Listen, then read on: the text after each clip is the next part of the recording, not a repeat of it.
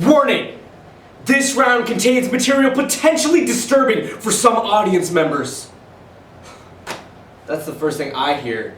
8 a.m. on Saturday morning in a musty classroom, surrounded by 5 teenagers and 1 disgruntled parent. One by one we perform. The first was trafficked. The second, sexually assaulted. The third's mom overdosed. The fourth son was murdered. The fifth, a gay Icelandic drug mule. And then there's me! My dog died. I loved Chewbacca. Woof. Well, just your average round of traumatic interpretation, where dead bodies on the floor equals the W. But why so much trauma? We want the one. In her 2024 original oratory, forensicator Solemei Scamaroni calls out the oversaturation of trauma in speech and debate, not to ridicule it, but to provide healthy approaches to forensics so that it can truly become a platform for advocacy. If it bleeds, it leads, by Solemei Scamaroni. Welcome to Survivor, Forensics Edition, where you out-cry, out-die, and out-trauma your opponents. That round mirrors our cultural compulsion to commodify trauma. Whether it's showbiz or trauma talk, cultural scholar Nancy Miller warns we're addicted to stories of pain. And in our trauma culture, it sells tickets or earns trophies. After all, if it bleeds, it leads. Trauma dumping, or unloading traumatic experiences for validation, is systemically rewarded, creating high demand. Speech and debate is a reflection of our society, and as a performative activity, has become a trauma dumping ground, where commodifying suffering is a norm. Bold claim, I wondered too, but there is no research on trauma in forensics. So last semester, I conducted a statistical analysis towards trauma in speech and debate. Of the 417 responses from competitors nationwide, 70% confirmed they've worked on or performed traumatic work. 61% claimed it's required. Consequently, speech and debate has become an unwitting incubator for a broader cultural obsession with fashioning trauma as a product for gain, not for healing. It's time we confront our trauma culture, the causes, effects, and solutions for commodifying suffering in our community. Because as future leaders, we must wield our voices to heal society's wounds, and not fester in them. As I strut to the causes with questionable grace, I'm supposed to make a clever pun denouncing trauma. Honestly though, scarring pain makes for an entertaining story. A documentary-worthy story. An Oprah-worthy story. So, for maximum impact, we exploit trauma. Take former forensicator and comedian Hassan Minhaj, who misrepresented ethnic trauma to sell tickets. In speech and debate, like society, trauma earns social capital. Trophies, admission letters, scholarships, or a Netflix comedy special. Trauma has become a source of moral authority. It's a passport to reward which sacrifices legitimacy for marketability. If we're suffering too much, we're too damaged. Not suffering enough, not worthy of the spotlight. We must be just broken enough for the final stage. This reveals our problem's core cause. Utilizing trauma wins. Though our intent may be passionately advocating for critical causes, there's no debating the competitive incentive. In the study, 72% of respondents agreed that portraying trauma is a prerequisite for competitive success. The vast majority of oratories from the NSDA final stages fit the description of trauma dumping. Mine included.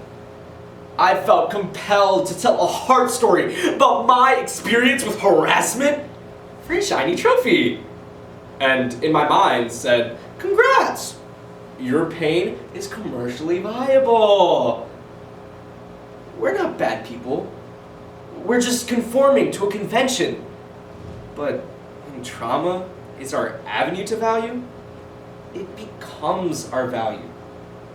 How many times have you been around thinking, ooh, they're good, but not shocking enough for the one?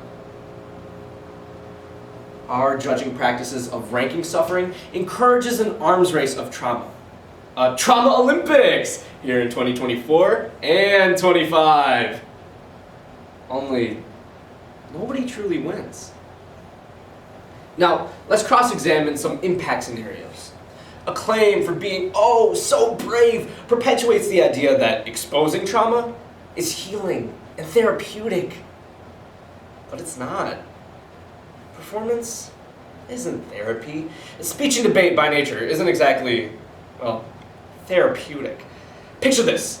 After unloading all your pains, your therapist, instead of counseling you, rates you on a scale of 1 to 6, based on how well your pain compares to their other clients. Listen, Linda, you're a train wreck, but not enough of a train wreck. Speech and debate isn't a place for children to process trauma. Being judged for your trauma is scarring. Psychologist Carla Manley reveals that trauma dumpers and their audience actually relive trauma.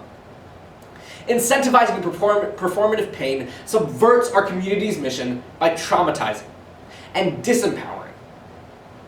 Sounds improbable? I lived it. Last season, my ploy on American child marriage received numerous ballots claiming other programs with more trauma hit me harder. So, ranked higher.